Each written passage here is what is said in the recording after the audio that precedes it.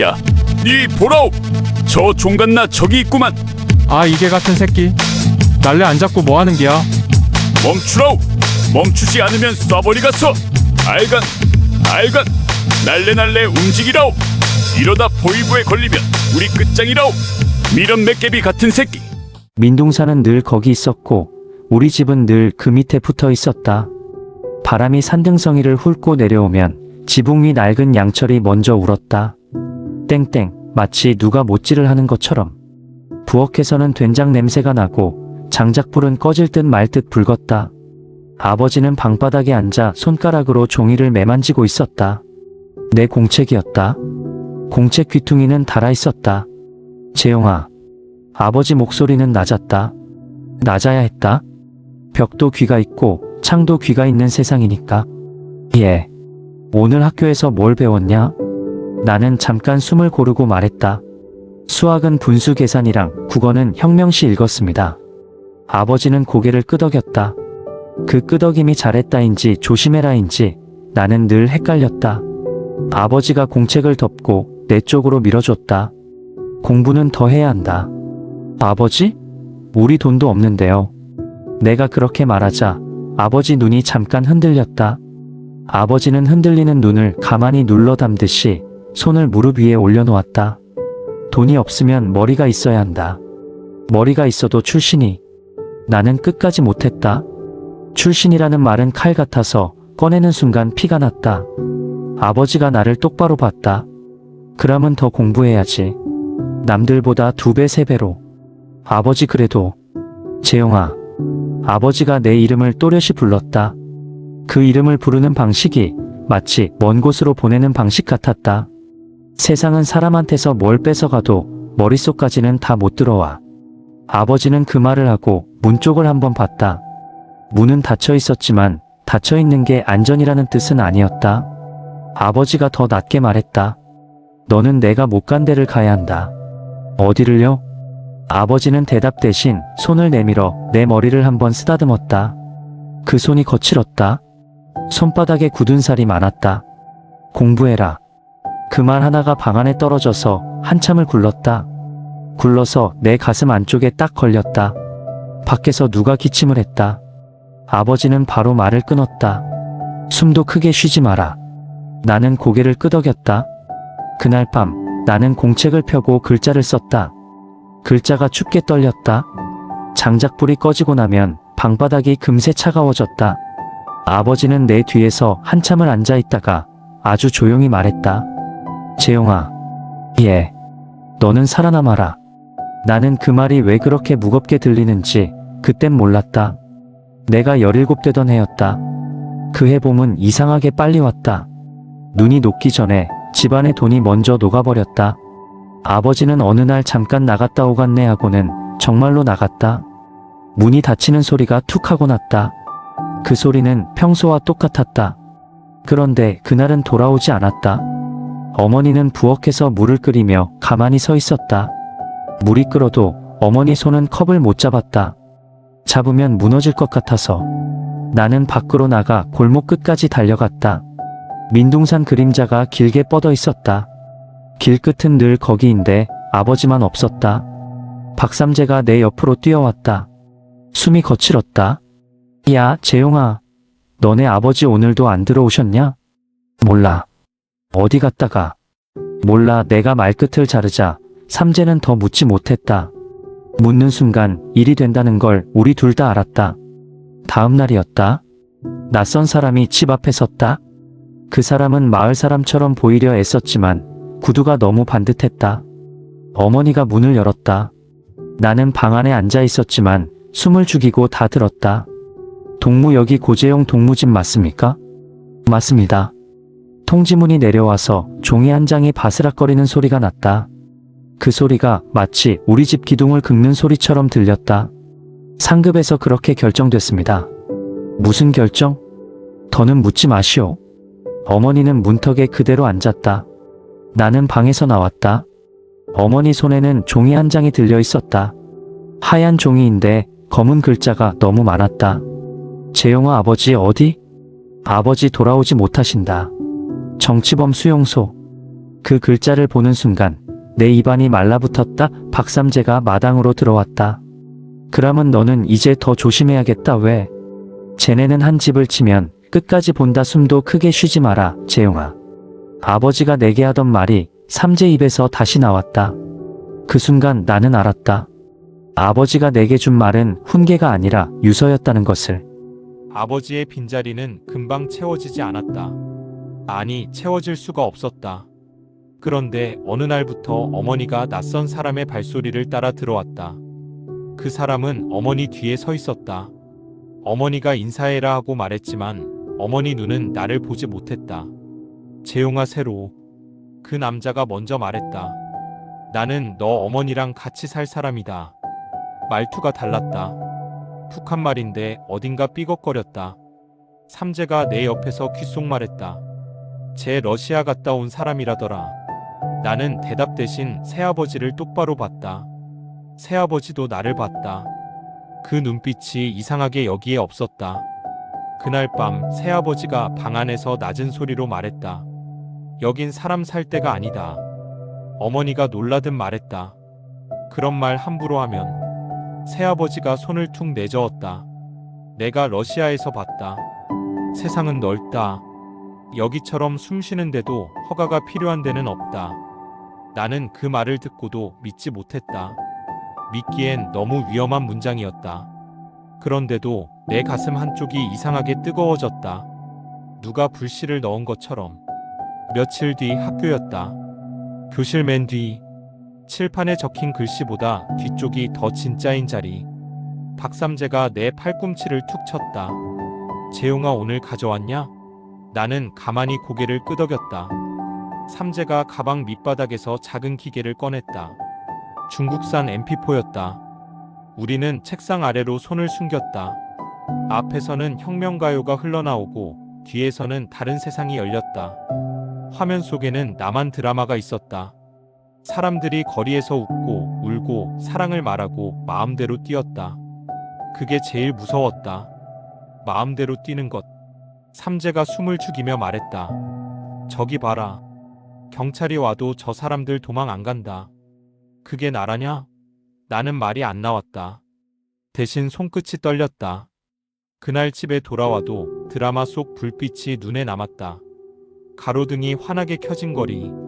사람들이 많아도 비명이 경계가 아닌 웃음으로 섞이는 거리.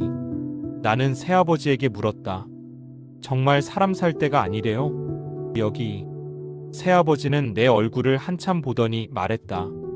너는 젊다. 그래서요? 젊은 애가 여기서 썩으면 안 된다. 어머니가 그 말을 듣고 고개를 돌렸다. 돌린 얼굴이 울고 있는지 아닌지 나는 구분을 못했다. 그날 밤 박삼재가 우리 집 뒤편에서 나를 불렀다. 달빛이 민둥산 위로 흐릿하게 걸려 있었다. 재용아. 왜? 나 결심했다. 뭐를? 삼재가 입술을 닫았다가 다시 열었다. 나 이제 간다. 그 한마디가 내 속에서 오래 굴렀다. 아버지의 살아남아라가 굴러들어와 부딪혔다. 너 혼자? 내가 묻자 삼재가 고개를 저었다. 같이 가자. 삼재가 더 낮게 말했다. 너 출신 성분 알잖아. 나는 대답 대신 방공기를 삼켰다. 방공기는 차가운데 목구멍은 뜨거웠다. 삼재가 내 어깨를 잡았다. 그러면 안 되겠지. 그냥 이렇게 늙어 죽겠냐. 나는 그 순간 내 안에서 뭔가가 딱하고 끊어지는 소리를 들었다. 무서움이 아니었다. 미련이었다. 가자. 내가 말했다. 삼재가 아주 짧게 웃었다. 그래. 숨도 크게 쉬지 말고 우리 가자. 2018년 겨울은 숨이 얼굴에 달라붙었다. 며칠 뒤 우리는 조그만 배낭과 몇 푼의 돈을 가지고 집을 나섰다. 말을 하면 입김이 아니라 내 속이 밖으로 새는 것 같았다. 박삼재가 내 옆에서 속삭였다. 재용아, 발소리 죽이라. 눈이 소리낸다. 알았다. 우리는 검은 옷을 입었다. 나는 후드티 모자를 깊게 눌렀었다. 귀가 얼어도 모자를 못 올렸다. 올리는 순간 사람이 된다. 삼재가 내 손목을 잡았다. 숨도 크게 쉬지 마라. 우리는 민둥산 아래 길을 타고 물가로 내려갔다. 나무가 없는 산은 숨을 숨길 데도 없었다. 달빛이 눈 위에 놓이면 사람이 그 위에 그려졌다. 멀리서 개 짖는 소리가 났다. 한 번, 두 번, 세 번. 삼재가 멈췄다.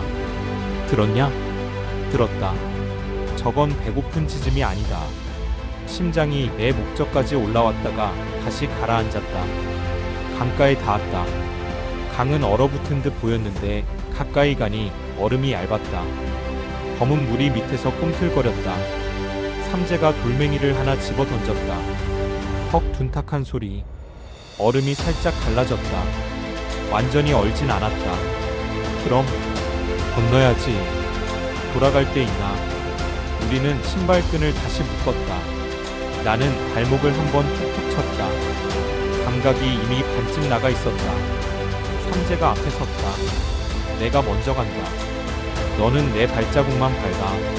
응. 첫 발. 눈이 찍 소리를 냈다. 우리는 동시에 숨을 멈췄다. 둘째 발. 셋째 발. 삼재가 손짓했다. 와. 내 발이 미끄러졌다. 조심.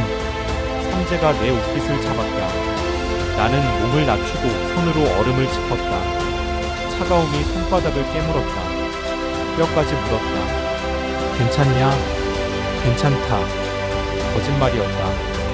우리는 동작을 쪼개며 갔다. 발을 디딘다. 무게를 옮긴다. 숨을 삼킨다. 바람이 훅 불었다. 그 순간 얼음이 쩍 하고 울었다. 멈춰. 삼재가 손을 내밀었다. 천천히 발을 빼. 얼음이 다시 울었다. 그라면 안 되겠지. 소리 나면 끝이다. 마침내 묻이 보였다. 무릎이 풀렸다. 젖는 건 문제가 아니었다. 차가움이 무게가 됐다. 일어나. 여기서 앉으면 얼어 죽는다.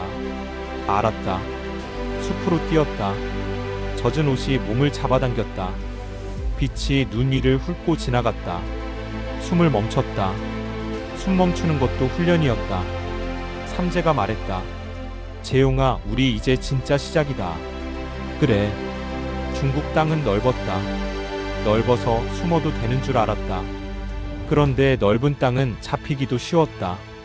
우리는 이름을 바꿨다. 서로를 부를 때도 진짜 이름은 삼켰다. 말투를 바꾸고 눈을 피하고 웃는 법을 잊었다. 창문도 시계도 없는 방. 발소리가 나면 숨을 멈췄다. 문 두드리면 바로 일어나지 마라. 알았다. 트럭에 올랐다. 사람 냄새가 찼다. 땀 냄새, 기름 냄새, 젖은 옷 냄새. 우리는 서로 기대 앉아 말을 줄였다. 국경을 넘을 때마다 이름 하나씩을 버렸다. 여기선 뭐라 불리냐? 아무렇게나. 이름 없어도 살긴 산다. 회였다. 물 위에서 흔들리는 밤. 엔진 소리가 심장처럼 울렸다. 손잡이를 붙들었다. 떨어질까봐가 아니라 사라질까봐. 며칠이 흘렀다. 철창이 보였다. 태국 난민 수용소였다. 재용아, 우리 사람 맞냐? 사람이지. 사람인데 왜 이러고 있냐?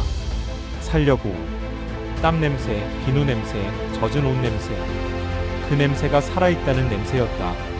한국 땅에 발을 디딘 날 제일 먼저 놀란 건 빛이었다. 밤인데도 밝았다. 숨겨줄 어둠이 없어서 그 밝음이 무서웠다. 밤이 아니다. 나는 고개를 끄덕였다. 하나원에 들어갔다. 배운다는 말을 수상하게 보지 않는 곳이었다. 새 공책을 샀다. 종이 냄새가 달랐다. 미래 냄새였다. 너 이제 공부할 거지? 그래. 말만 하지 말고. 그람은 사회로 나왔다. 현장을 탔다. 손으로 돈을 벌었다. 짐을 들고 내리고 다시 들었다. 땀이 나면 살고 있다는 느낌이 왔다. 누군가 내 손을 걱정해줬다. 여긴 사람이 사람을 걱정하네. 이제야 알았냐? 나는 웃지 못했다. 웃으면 눈물이 나올 것 같아서 공부를 놓치지 않으려 했다. 아버지 말이 등을 밀었다. 공부해라. 살아남아라. 그러다 내 안에서 이름 하나가 자꾸 울렸다. 어머니. 어느 날은 잠을 깨우고 어느 날은 숨을 막았다. 한국에 온 지 새해쯤 됐을 때였다. 시간은 흘렀는데 내 안은 멈춰 있었다. 현장은 늘 비슷했다. 아침에 헬멧을 쓰고 손에 장갑을 끼고 사다리를 오르고 다시 내려왔다. 돈은 벌렸다. 밥은 굶지 않았다. 잠도 잤다. 그런데 밤이 오면 눈을 감으면 늘 같은 얼굴이 먼저 나왔다. 어머니. 전화기 너머에서 어머니 목소리는 늘 조심스러웠다. 재용아, 거기 춥지 않나? 안 춥습니다. 밥은 먹었고? 먹었습니다. 어머니는 항상 같은 걸 물었다. 그리고 항상 같은 대답을 들었다. 어느 날 어머니가 말했다. 재용아, 예, 너 잘 있지? 나는 대답을 바로 못했다. 잘이라는 말이 어디까지인지 몰라서. 잘 있습니다. 어머니가 잠깐 숨을 고르더니 말했다. 그래도 얼굴 한번 보고 죽으면 좋겠다. 그 말이 귀에서 안 떨어졌다. 끊고 나서도 샤워할 때도 현장에서도. 그날 밤 박삼재를 불렀다. 소주병이 테이블 위에 놓여 있었다. 우리는 많이 마시지 않았다. 취하면 말이 나올까봐. 삼재야. 왜? 나 다시 들어갈까 한다. 삼재가 나를 봤다. 웃지도 놀라지도 않았다. 미쳤냐? 응. 왜? 나는 잠깐 생각하다가 말했다. 어머니. 삼재가 한숨을 길게 내쉬었다. 재용아, 그건 길이 아니다.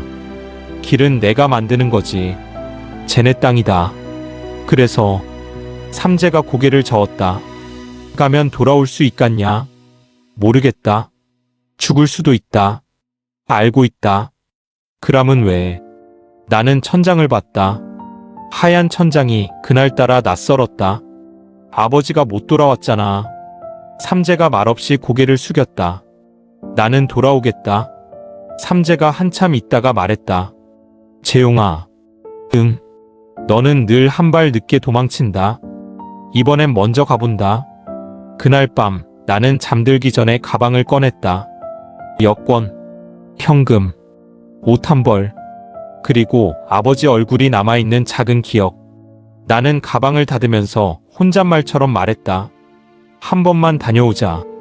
그 말이 나를 다시 북쪽으로 밀었다. 중국 공항은 너무 밝았다. 밤인데도 나처럼 보였다. 나는 거울을 한 번 더 봤다. 머리색을 눌러 가리려고 모자를 깊게 썼다. 눈빛이 문제였다. 자꾸 뒤를 봤다. 카운터 앞에서 직원이 물었다. 이름. 나는 미리 연습한 이름을 꺼냈다. 고진성. 입에 붙지 않는 이름이었다. 그래도 삼켰다. 목적은? 친척. 어디서? 연길. 직원이 키보드를 두드렸다. 딱 소리가 심장처럼 울렸다.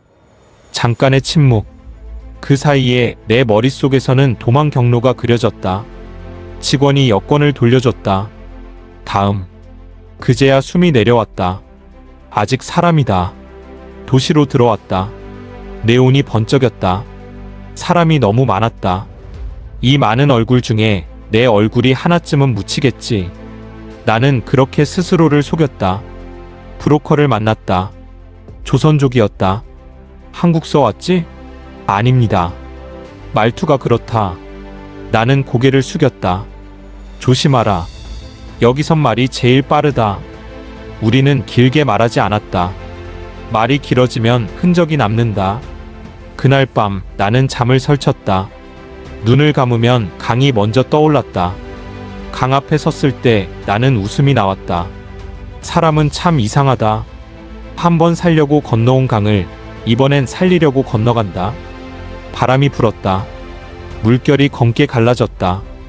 브로커가 낮게 말했다. 군인들 밥 먹는 시간이다. 지금이다. 나는 고개를 끄덕였다. 신발을 벗었다. 바지가 허벅지까지 젖을 걸 각오를 했다. 첫 발을 넣는 순간 물은 생각보다 차가웠다. 숨이 턱 막혔다. 멈추면 죽는다. 나는 이를 악물고 들어갔다. 물은 허리까지 차올랐다. 다리가 말을 안 들었다. 중간쯤 왔을 때 강물이 갑자기 깊어졌다. 몸이 앞으로 쏠렸다. 나는 손으로 물을 갈랐다. 물소리가 너무 컸다. 내 숨소리도, 숨도 크게 쉬지 마라. 아버지 목소리가 들리는 것 같았다. 마침내 발이 땅을 찾았다. 나는 그대로 엎드렸다. 옷이 다 젖었다. 몸이 무거워졌다. 여기서부터다. 나는 풀숲으로 기어 들어갔다. 흙이 얼굴에 묻었다. 냄새가 코를 찔렀다. 뒤에서 빛이 한번 훑었다. 손전등. 나는 움직이지 않았다. 숨만 세웠다. 하나, 둘, 셋. 빛이 지나갔다. 나는 천천히 일어섰다. 이제 사람 사는 쪽이다. 집은 그대로였다. 담도, 문도, 마당의 흙도. 문 앞에 서자 다리가 풀렸다. 노크를 해야 했다. 그런데 손이 말을 안 들었다. 이 문을 열면 돌아갈 수 없다. 나는 2번 두드렸다. 3개 못 쳤다. 안에서 인기척이 났다. 문이 열렸다. 어머니였다. 나는 아무 말도 못했다. 어머니도 아무 말도 못했다. 어머니 눈이 먼저 나를 알아봤다. 몸은 한 박자 늦게 무너졌다. 재용아? 어머니가 주저앉았다. 나는 어머니를 붙잡았다. 내 손이 떨렸다. 어머니 손도 떨렸다. 쉿! 내가 말했다. 소리내면 안 됩니다. 어머니가 내 옷을 붙잡았다. 젖은 옷이었다. 니가 어머니 목소리가 찢어졌다. 나는 고개를 끄덕였다. 왔다. 어머니가 내 가슴에 얼굴을 묻었다. 뜨거운 게 스며들었다. 눈물이었다. 나는 문을 조심히 닫았다. 문이 닫히는 소리가 세상에서 제일 큰 소리처럼 들렸다. 그날 밤 나는 어머니 방 바닥에 누웠다. 천장을 보며 숨을 세웠다. 지금은 살아있다. 그 생각 하나로 눈을 감았다. 낮에는 움직이지 않았다. 밤에도 함부로 움직이지 않았다. 어머니는 창문을 열지 않았다. 커튼은 항상 반쯤만 쳐 있었다. 재용아. 예. 지금은 숨 쉬는 것도 아껴야 한다. 나는 고개를 끄덕였다. 숨을 아끼는 게 가능하다는 걸 그때 처음 알았다. 집 안에서는 발 뒤꿈치를 들고 걸었다. 문턱을 넘을 때는 발을 끌었다. 마룻바닥이 소리를 기억하니까 밖에서는 소리가 먼저 들어왔다. 오토바이, 기어 바꾸는 소리, 헛기침. 그 소리가 들릴 때마다 어머니 눈이 먼저 나를 찾았다. 가만히 있어라. 알겠습니다. 나는 방 구석에 앉아 내 심장 박동을 셌다. 너무 빠르면 안 된다. 빠르면 밖에서도 들릴 것 같았다. 밤이 되면 어머니는 밥을 데우지 않았다. 찬밥을 손으로 떼어 먹었다. 숟가락 부딪히는 소리가 싫어서. 어머니가 속삭였다. 네가 꿈이 아니지? 아닙니다. 그래도 말은 하지 마라. 나는 어머니를 봤다. 어머니 눈밑이 퀭했다. 여기서 며칠만 버티자. 며칠이요? 어머니는 대답하지 않았다. 대답하면 숫자가 될까봐. 셋째 날 밤이었다. 바람이 없는 날. 어머니가 작은 가방을 내밀었다.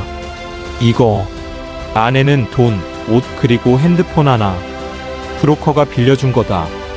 지금 나가겠다는 겁니까? 어머니가 고개를 끄덕였다. 지금 아니면 더 늦어진다. 문을 열기 전 어머니가 내 손을 꽉 잡았다. 재용아. 예. 만약에 흩어지면 안 흩어집니다. 그래도. 어머니 눈이 흔들렸다.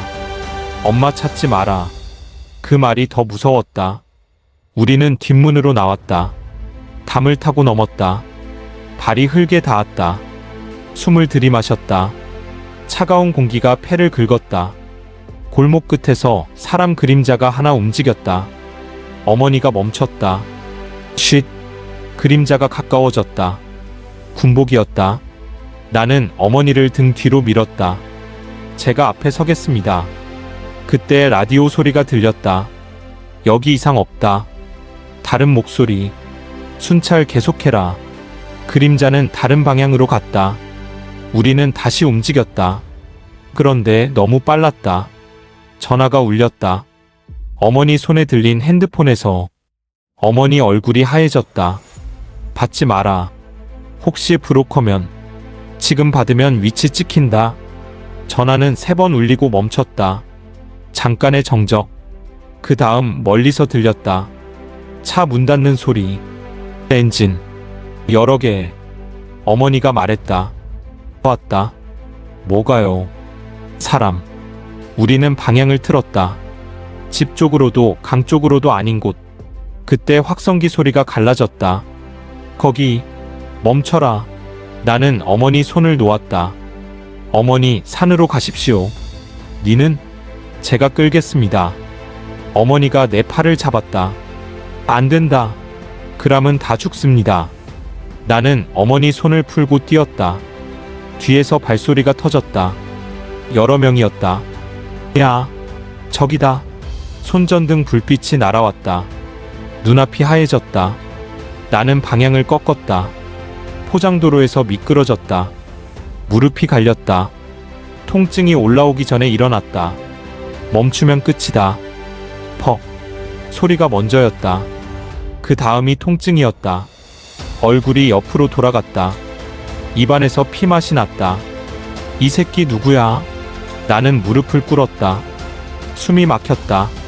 총구가 내 얼굴 앞에 왔다. 눈이 총열 안으로 빨려 들어가는 느낌. 말해라. 어디서 왔어? 나는 고개를 들었다. 말은 고르지 않았다. 지나가던 사람입니다. 거짓말. 개머리판이 다시 왔다. 이번엔 가슴. 퍽. 숨이 터져나갔다. 폐에서 공기가 빠져나갔다.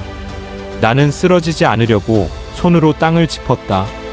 젖은 옷 봐라. 다른 목소리. 강 건너온 거 아니야? 나는 그 말을 듣는 순간 결심했다. 지금이다. 내가 몸을 틀었다. 상대 다리 쪽으로 손을 뻗었다. 손이 바지를 잡았다. 당겼다. 야. 몸이 엉켰다. 흙이 튀었다. 총이 땅에 떨어졌다. 그 순간 세상이 아주 잠깐 조용해졌다. 뛰었다. 생각보다 먼저 다리가 움직였다. 뒤에서 소리가 터졌다. 잡아라. 총성이 나진 않았다. 대신 발소리가 쏟아졌다. 나는 골목으로 들어갔다.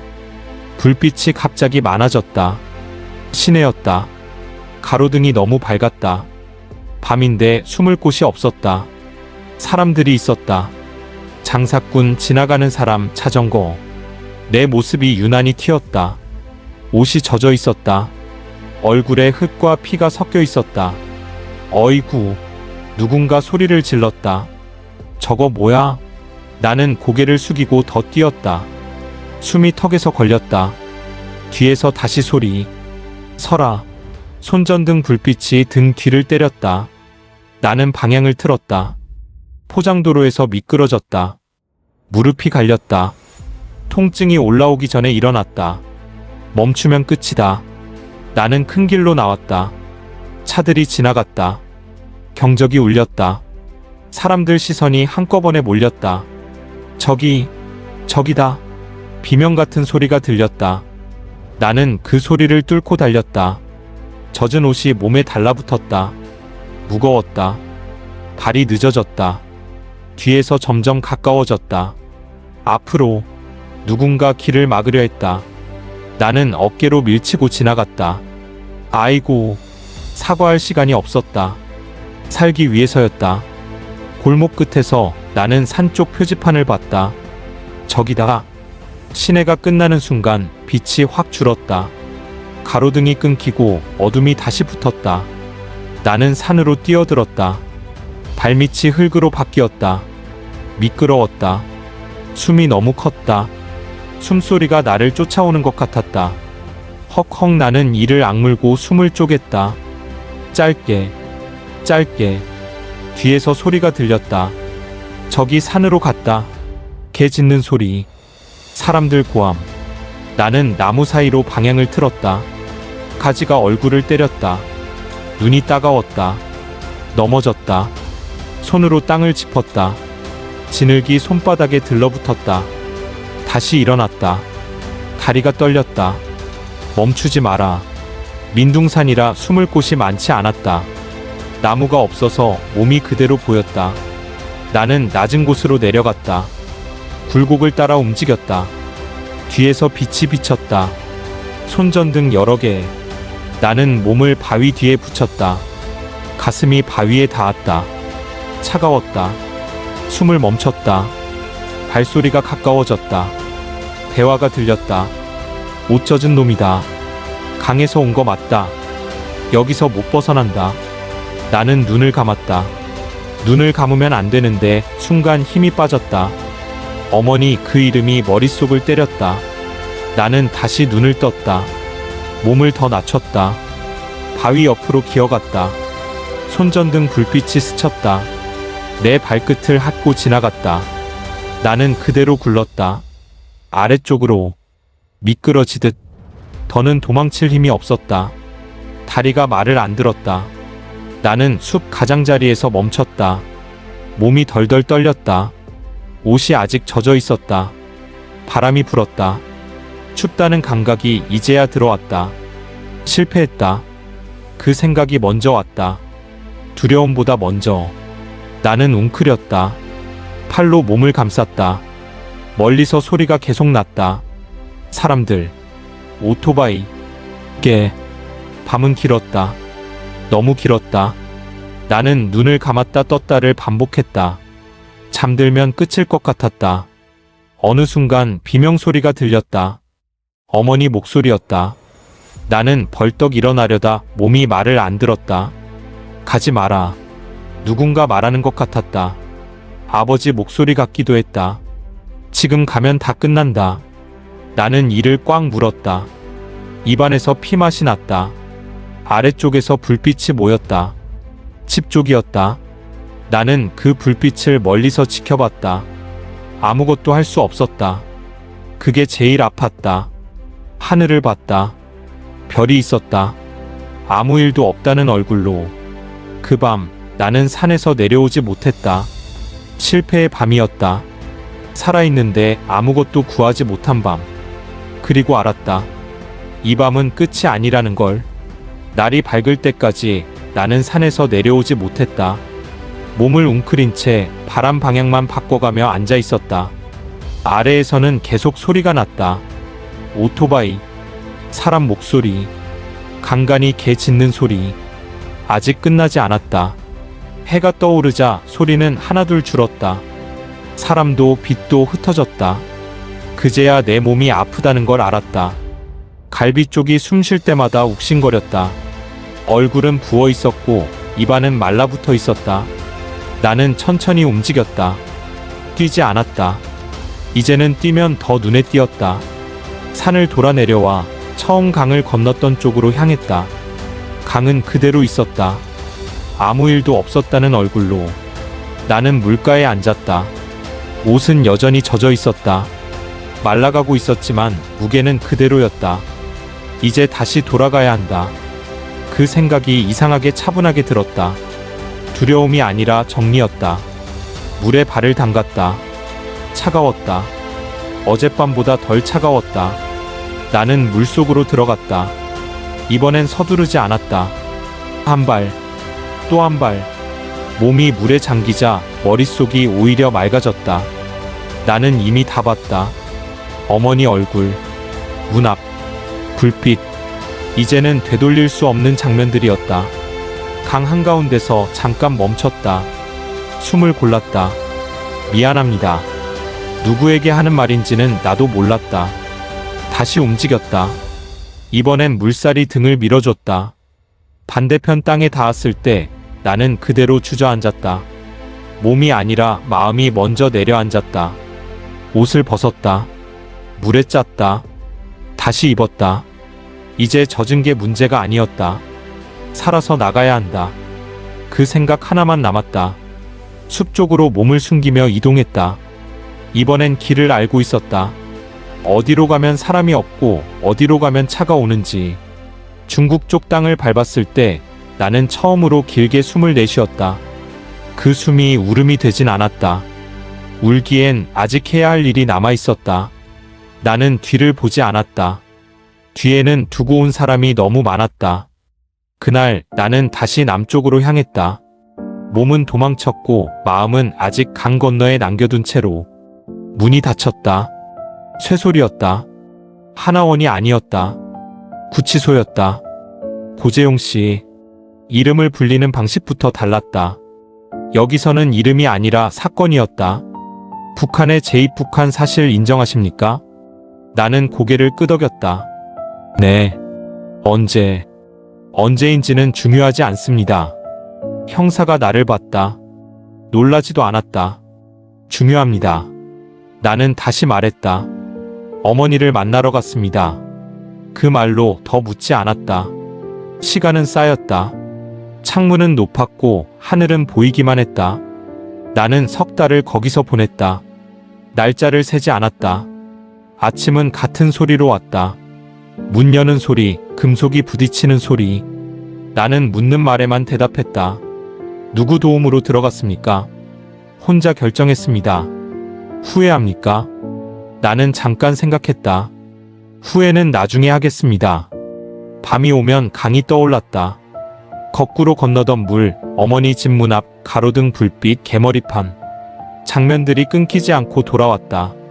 석 달째 되는 날 문이 다시 열렸다. 밖은 너무 밝았다. 나는 전화기를 켰다. 알림이 쏟아졌다. 부재중. 그리고 문자 하나. 엄마 살아있다. 걱정 마라. 그 한 줄에 나는 한참을 멈췄다.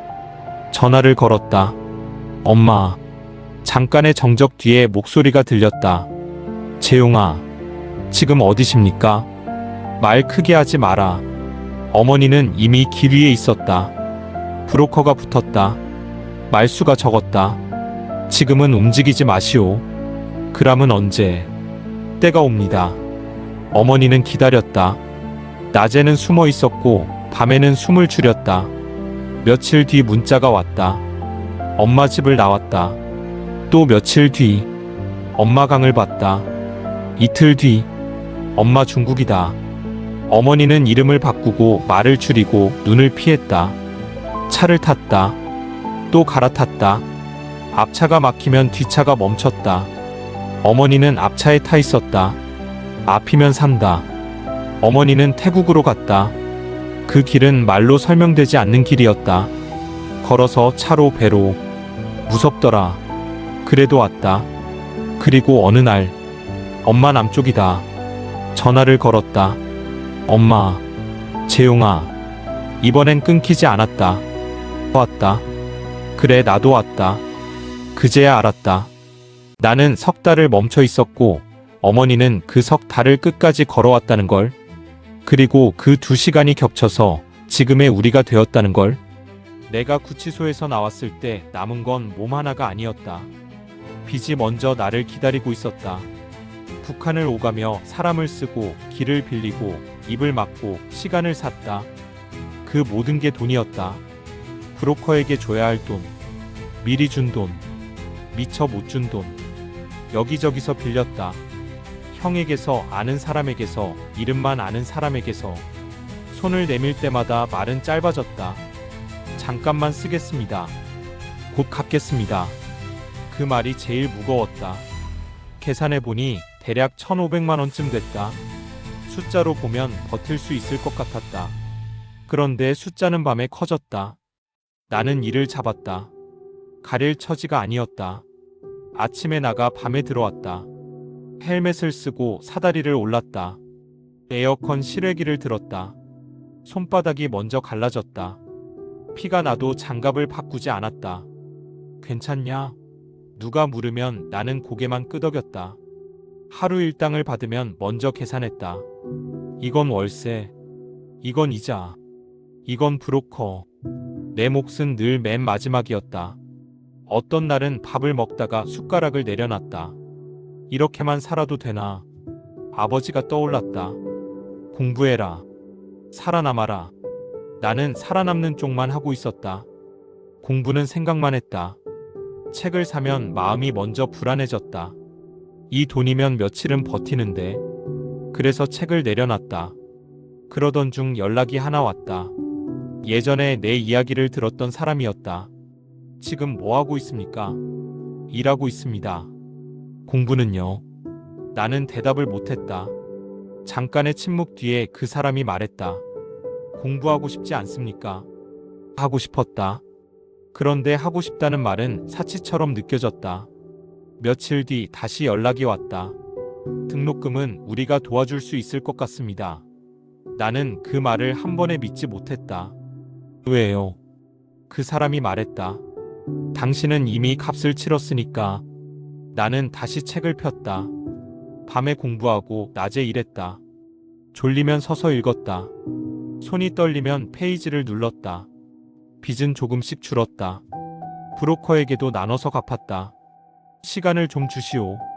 알겠다. 그 말 한마디에 하루를 더 벌었다. 어느 날 어머니가 말했다. 재용아. 예. 너 요즘 눈이 달라졌다. 어떡해요? 도망치는 눈이 아니다. 빚은 아직 남아 있었다. 일도 계속해야 했다. 그런데 공부가 생겼다. 그게 방향이 됐다. 나는 그때 알았다. 빚은 사람을 눌러 앉히기도 하지만 어떤 빚은 사람을 앞으로 밀기도 한다는 걸. 나는 갚아야 할 것이 많았다. 그래서 공부를 놓지 않기로 했다. 그게 내가 할 수 있는 유일한 상황이었다. 나는 이제 묻지 않는다. 왜 살아남았는지, 어디까지 가야 했는지. 아침이 오고 몸이 움직이고 해야 할 일이 있다. 그걸로 충분하다. 나는 오늘을 즐기면서 산다.